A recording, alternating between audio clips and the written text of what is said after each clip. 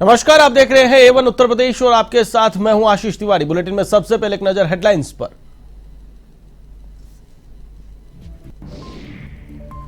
गोरखपुर में जनता दरबार का आयोजन, सीएम योगी ने सुनी लोगों की फरियाद, अधिकारियों को दिए समस्या समाधान के निर्देश।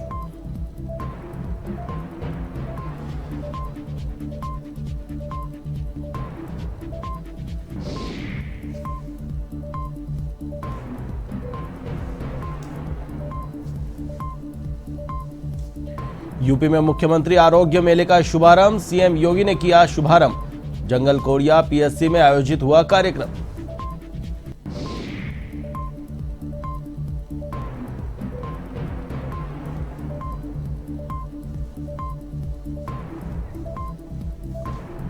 राहुल गांधी के बयान पर मायावती का पलटवार, प्रेस कॉन्फ्रेंस कर साधा कांग्रेस पर निशाना, कहा दूसरी पार्टियों की बजाय खुद की चिंता करे राहुल।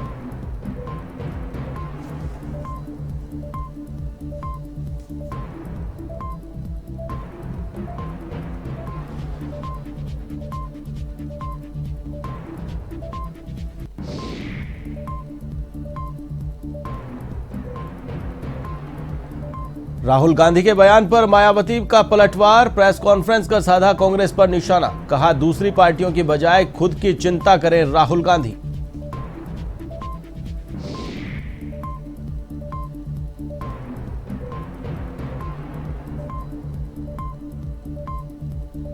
कानपुर देहात में रफ्तार का कहर, तेज स्पीड ट्रैक्टर ने मचाया तांडव, बाइक और ऑटो को मारी जोरदार टक्कर, हादसे में 3 लोगों की मौत, 3 घायल।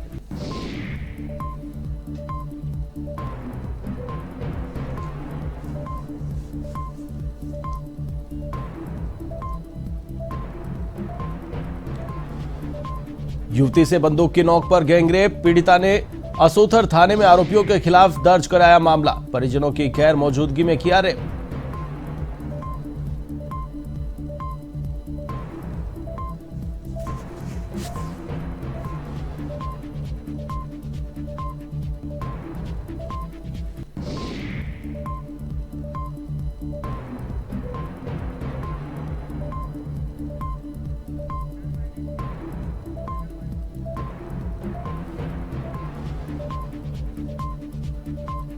और अब खबरें विस्तार से। कोरोना संक्रमण के खतरे से लोगों को बचाने के लिए 3 माह पहले बंद किए गए मुख्यमंत्री जन आरोग्य मेले को यूपी के मुख्यमंत्री योगी आदित्यनाथ ने एक बार फिर से शुरू किया है। आरोग्य मेले का शुभारंभ मुख्यमंत्री योगी आदित्यनाथ ने गोरखपुर के जंगल कोड़िया विकासखंड के प्राथमिक स्वास्थ्य केंद्र पर किया। ऐसे में आरोग्य मेले के दोबारा शुरू होने से एक ही स्थान पर जनता को DDD यानी डॉक्टर, ड्रग्स और डायग्नोस्टिक की मुफ्त सुविधा मिल सकेगी। यह मेला प्रदेश में हर रविवार को आयोजित होगा, जिसमें मरीजों को एक ही जगह विभिन्न विधाओं के विशेषज्ञ चिकित्सकों से परामर्श, जांच व दवाओं की मुफ्त सुविधा मिलेगी। आपको बता दें कि समाज के अंतिम पायदान के लोगों को चिकित्सा सुविधा सुलभ कराने के लिए 2 अप्रैल 2020 को मुख्यमंत्री जन आरोग्य मेले की शुरुआत की गई थी।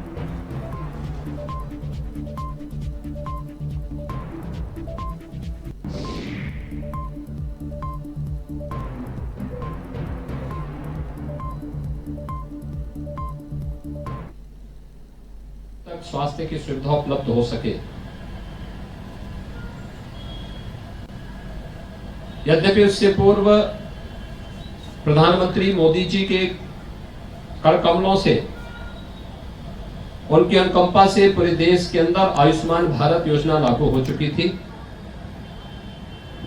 और आयुष्मान भारत योजना में गोल्डन कार्ड बनाने और हर जरूरतमंद व्यक्ति को 5 लाख रुपए सालाना स्वास्थ्य बीमा का गोल्डन कार्ड उपलब्ध कराने की कार्रवाई भी प्रारंभ हो चुकी थी। फिर भी छूटे हुए लोगों के लिए, अन्य जरूरतमंदों के लिए या जिन लोगों ने अपनी व्यस्तता के कारण कार्ड नहीं बना पाया है, उन लोगों को गांव के ही प्राथमिक स्वास्थ्य केंद्र में सभी चिकित्सा विशेषज्ञों के द्वारा बेहतरीन स्वास्थ्य सुविधा उपलब्ध हो सके, यह एक कार्य प्रारंभ हुआ। पहले 5-6 मेले बहुत सफलतापूर्वक आगे बढ़े। उसके बाद लॉकडाउन प्रारंभ होने के कारण इसे स्थगित करना पड़ा था, क्योंकि तब तक कोरोना महामारी ने पूरे देश में अपनी दस्तक दे दी थी और उसके बाद हमें आरोग्य मेलों के कार्यक्रम को स्थगित करना पड़ा था। हम लोगों ने 2021 में भी जब कोरोना का सेकेंड वेव के पहले कुछ मेले आयोजित किए थे, फिर सेकेंड वेव आने के कारण हम लोगों को कुछ दिनों के लिए फिर स्थगित करना पड़ा था। और आज मुझे प्रसन्नता है, आज चैत्र नवरात्रि का 9वीं तिथि है। जगत जननी मां भगवती के 9 दिनों तक अनुष्ठान करने के उपरांत आज हम सब 9वीं के व्रत के साथ, अनुष्ठान के साथ तो जुड़े ही हैं। मर्यादा पुरुषोत्तम भगवान श्री राम के पावन जन्मोत्सव का भी कार्यक्रम पूरे देश के अंदर हर्षोल्लास के साथ लोग आयोजित कर रहे हैं और इस अवसर पर इस आरोग्य मेला के साथ हम सबको जुड़ने का अवसर प्राप्त।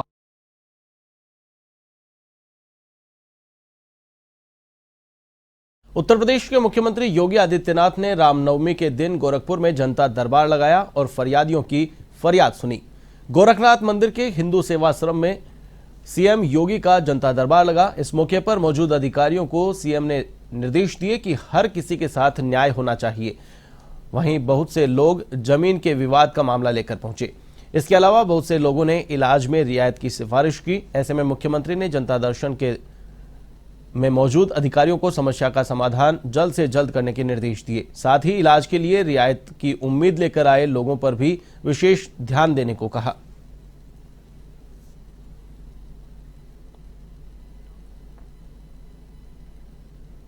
कांग्रेस नेता राहुल गांधी के बयान को लेकर बसपा सुप्रीमो मायावती ने कहा कि वह अपने बिखरे घर को तो संभाल नहीं पा रहे, हम पर कटाक्ष कर रहे हैं। मायावती ने प्रेस कॉन्फ्रेंस में कहा कि कांग्रेस पार्टी शुरू से घिनौने हथकंडे अपना रही है।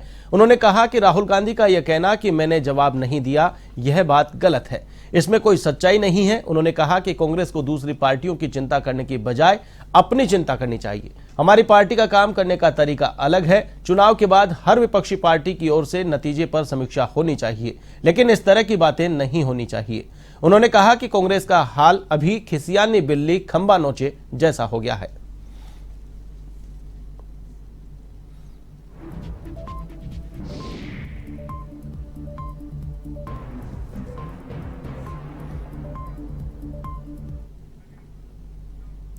विश्व होम्योपैथी दिवस के अवसर पर वाराणसी के जिला होम्योपैथी अस्पताल में समारोह का आयोजन किया गया, जिसमें राज्य मंत्री स्वतंत्र प्रभार दयाशंकर मिश्र ने मुख्य अतिथि के तौर पर शिरकत की। इस दौरान उन्होंने कहा कि होम्योपैथी प्राचीन चिकित्सा पद्धति है जिसका कोई दुष्प्रभाव नहीं होता है और गरीब वर्ग के लिए होम्योपैथी वरदान है। साथ ही कहा कि होम्योपैथी चिकित्सा सुलभ बनाना हमारी प्राथमिकता रहेगी।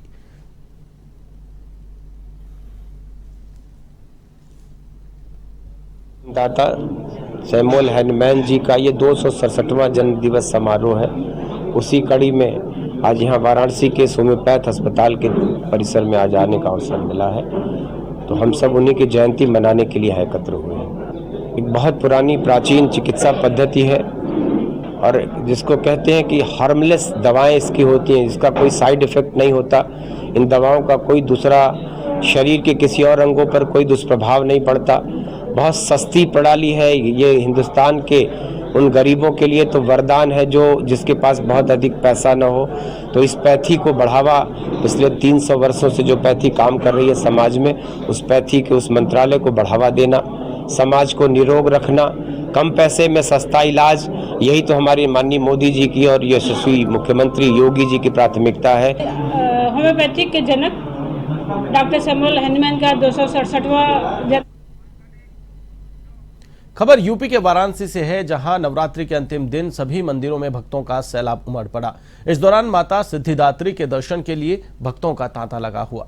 वहीं भक्त माता की पूजा अर्चना कर सुख समृद्धि की कामना की। आपको बता दें कि वाराणसी के मैदागिन गोलघर इलाके में माता सिद्धिदात्री का अति प्राचीन मंदिर है, जिससे जुड़ी कई मान्यताएं भी प्रचलित हैं। सेवायित व पुजारी श्री सिद्ध माता जी मंदिर। आज किन के दर्शन होते हैं और क्या मान्यता है? वासंतिक नवरात्र में नवमी के अंतिम दिन नवम सिद्धिदात्री च नव दुर्गा प्रगीता श्री सिद्ध माता जी का दर्शन पूजन का विधान है। आज माता सिद्ध माता जी का दर्शन पूजन हो रहा है। यहाँ भक्त लोग आ रहे हैं अपनी मनोकामना को पूर्ण करने के लिए आते हैं और आशीर्वाद लेते हैं। जो भक्त 8 दिन अन्य मंदिर देवियों का दर्शन नहीं कर पाते हैं। धर्मनगरी अयोध्या में वैसे तो चैत्र रामनवमी के मेले की शुरुआत नवरात्रि के पहले दिन 2 अप्रैल से शुरू हो गई थी। मेले की शुरुआत से ही एक और जहां अयोध्या के सभी मंदिरों को भव्यता के साथ सजाया गया है, तो वहीं भगवान राम सहित चारों भाइयों और माता सीता के विग्रहों का भी दिव्य श्रृंगार किया गया है। राम जन्मभूमि पर बन रहे राम मंदिर के भूमि पूजन के बाद इस वर्ष पहली बार परंपरागत ढंग से समारोह पूर्वक अयोध्या में रामनवमी का त्योहार मनाया जा रहा है। प्रशासन की माने तो इस बार रामनवमी में लगभग 20 लाख श्रद्धालुओं के अयोध्या में पहुंचने की उम्मीद जताई गई है।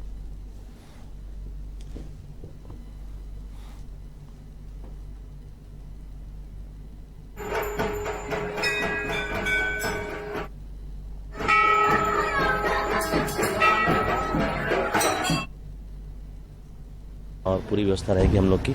और पार्किंग स्थल भी हम लोगों ने इस बार बहुत ज़्यादा चिन्हित किया है और वहाँ पे व्यवस्था रहेगी। वहाँ पे भी आरटीओ डिपार्टमेंट से तैनाती की गई है और पूरे क्षेत्र में पुलिस की व्यवस्था है और पीएस सिस्टम भी है और हर एक जगह खोया पाया केंद्र हम लोगों ने बनाया है और उसमें डीओपीआरडी के लोग भी रहेंगे और पुलिस की ने भी अपना टीम बनाई है और उसमें 12 स्थायी स्वास्थ्य केंद्र बनाए गए हैं और सभी जगह हमारे डॉक्टर्स की टीम लगी हुई है कि जो भी किसी भी स्थिति को हम लोग बेहतर तरीके से करेंगे।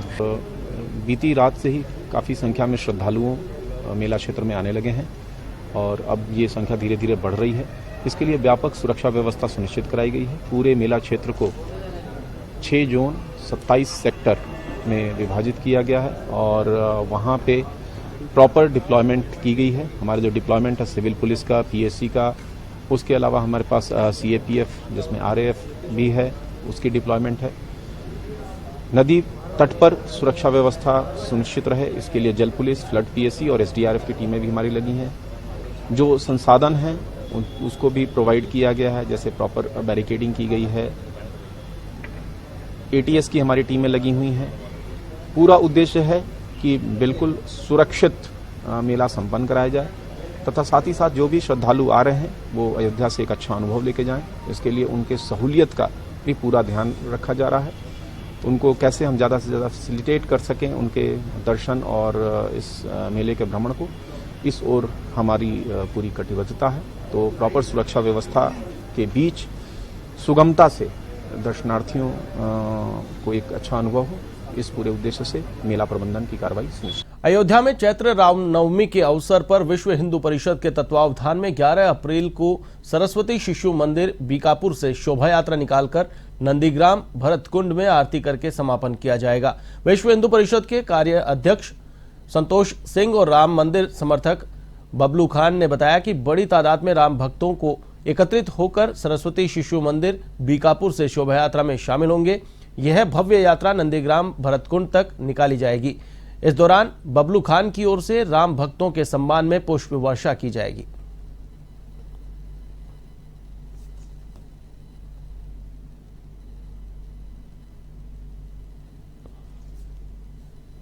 जय श्री राम। और हमारी समस्त क्षेत्र की जनता, जिले की जनता को सबको सादर जय श्री राम। जैसा आप लोग जानते हैं कि चैत्र मास हम लोगों का हिंदू नववर्ष का पर्व स्टार्ट होता है और रामनवमी के दिन भगवान प्रभु श्री रामचंद्र जी का जन्म हुआ था। उस जन्म के उपलक्ष्य में हम लोग जो है रामनवमी मनाते हैं, जिसमें भव्य रामोत्सव की शोभा यात्रा निकाली जाती है। शोभा यात्रा का आयोजन हुआ है विश्व हिंदू परिषद बजरंग दल द्वारा 11 अप्रैल को और इस यात्रा में लगभग 50,000 राम भक्त शामिल होंगे। पहली बार बीकापुर के धरती पर ऐसा यात्रा विश्व हिंदू परिषद बजरंग दल द्वारा ये निकल रहा है। कानपुर देहात में महिलाओं को रोजगार से जोड़ने के लिए काफी प्रयास किए जा रहे हैं। मनरेगा के सहयोग से आधी आबादी को समूह से जोड़कर उन्हें आत्मनिर्भर बनाने की दिशा में लगातार प्रयास किया जा रहा है। इसी कड़ी में अकबरपुर आरटीओ कार्यालय में प्रेरणा कैंटीन को समूह की महिलाओं से शुरू कराया गया है। इस दौरान राज्य मंत्री प्रतिभा शुक्ला ने फीता काटकर शुभारंभ किया। शुक्ला ने बताया कि प्रेरणा कैंटीन माध्यम से मातृशक्ति को रोजगार देकर सशक्त करने का प्रयास किया गया है। कैंटीन में गुणवत्ता युक्त खानपान की वस्तुएं उपलब्ध करवाई जा रही हैं।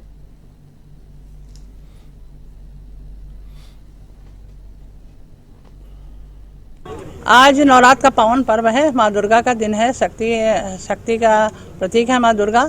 इसी कारण हम लोगों ने आज मंगला कैंटीन समूह के माध्यम से ये प्रेरणा कैंटीन का शुभारंभ किया है, जिसमें संतोषी और इनके साथ हमारी 10-11 महिलाएं हैं जो इस समूह में जुड़ी हैं और ये सब महिलाएं मिलकर इस कैंटीन को चलाएंगे। ये आरटीओ ऑफिस में है, हमारे साथ वर्मा जी भी हैं।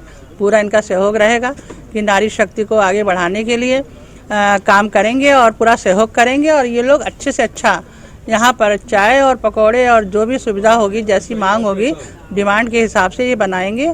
समोसे हैं तो ऐसा इन लोगों के माध्यम से ये लोग कैंटीन को अच्छे से चलाएंगे। अभी संसाधन कम है, लेकिन संसाधन काम करने से अपने आप बढ़ते चले जाएंगे। चल रहा था, राज्य सरकार की बहुत ही महत्वाकांक्षी ये योजना है। इसमें स्वयं सहायता समूह की महिलाओं को एक तो स्वरोजगार मिलता है, काफ़ी सारे लोग उसमें इंगेज होते हैं। तो माननीय मंत्री जी का ये प्रयास बहुत ही प्रशंसनीय है जो उन्होंने ये प्रेरणा कैंटीन का उद्घाटन किया है। और हम लोगों का पूरा सहयोग रहेगा कि ये लोग भरसक अच्छा कार्य होता रहे, इनकी कैंटीन चलती रहे और लोगों को यहाँ पर खाने पीने की अच्छी व्यवस्था होती। उत्तर प्रदेश के महोबा जनपद में लव जिहाद का शिकार बनी छात्रा ने फांसी का फंदा लगाकर आत्महत्या कर ली। मृतक छात्रा का काफी दिनों से सलमान नाम के युवक के साथ प्रेम प्रसंग चल रहा था। सलमान पहले से ही शादीशुदा था। ऐसे में जब इस बात की जानकारी छात्रा को लगी तो उसने फांसी लगाकर अपनी जीवन लीला समाप्त कर ली।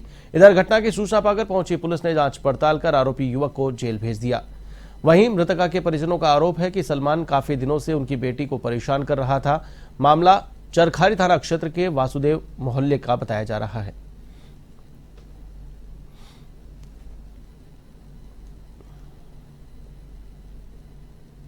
इस प्रकरण में मृतका के पिता की तहरीर के आधार पर थाना चरखारी में अभियुक्त पंजीकृत किया जा रहा है और जो नामित अभियुक्त है उसको पुलिस हिरासत में ले लिया गया, उससे पूछताछ की जा रही है और अन्य कार्रवाई कराई जा रही है।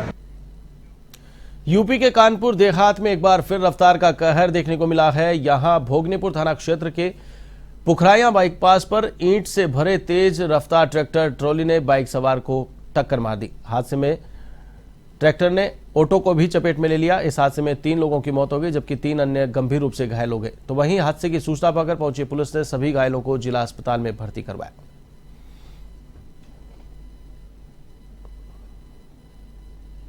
साढ़े 10 बजे थाना भोगनेपुर में पटेल चौक पर एक ट्रैक्टर और एक ऑटो में एक एक्सीडेंट हो गया, जिसमें एक व्यक्ति की मौके पर मृत्यु हो गई तथा 4 लोग घायल हो गए।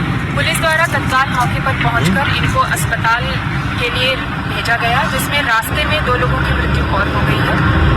शेष 2 लोगों का उपचार जिला अस्पताल अकबरपुर में चल रहा है। मृतकों का पंचनामा करके पोस्टमार्टम की कार्रवाई की जा रही है। यूपी के फतेहपुर स्थित अशोथर थाना क्षेत्र में युवती से सामूहिक दुष्कर्म का मामला सामने आया है। युवती का आरोप है कि परिजनों की गैर मौजूदगी में सरकंडी के कुशियापुर गांव के 2 युवकों ने बंदूक की नोक पर उसके साथ दुष्कर्म किया और शिकायत करने पर जान से मारने की धमकी दी। ऐसे में पीड़िता ने पुलिस अधीक्षक से न्याय की गुहार लगाई है।